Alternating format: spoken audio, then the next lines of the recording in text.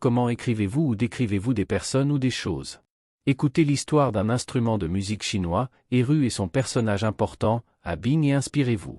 Triste mais beau. Hier soir, un de mes amis chinois m'a emmené à un concert de musique folklorique chinoise. Le morceau joué à l'Eru m'a particulièrement ému. La musique était étrangement belle, mais sous cette beauté, je sentais une forte tristesse et douleur. Le morceau avait un nom simple, Moon Reflected on Second Spring, mais c'était l'un des morceaux de musique les plus émouvants que j'ai jamais entendus. L'Eru avait l'air de pleurer, et j'ai presque pleuré en même temps que j'écoutais. Plus tard, j'ai consulté l'histoire de Moon Reflected on Second Spring, et j'ai commencé à comprendre la tristesse de la musique.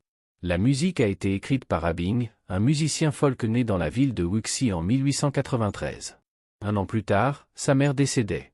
Le père d'Abing lui a appris à jouer de nombreux instruments de musique, tels que les tambours, le dizi et l'Eru, et à 17 ans, Abing était connu pour ses capacités musicales.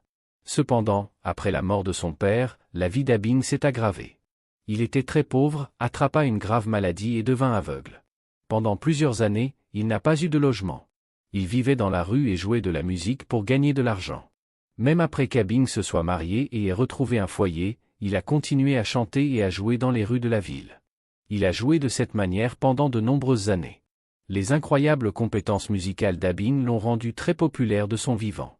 À la fin de sa vie, il pouvait jouer plus de 600 morceaux de musique, dont beaucoup étaient écrits lui-même. Il est dommage que seulement 6 morceaux de musique au total aient été enregistrés pour que le monde futur puisse les entendre, mais sa popularité perdure encore aujourd'hui.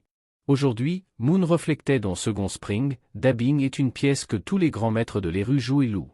C'est devenu l'un des trésors nationaux de la Chine.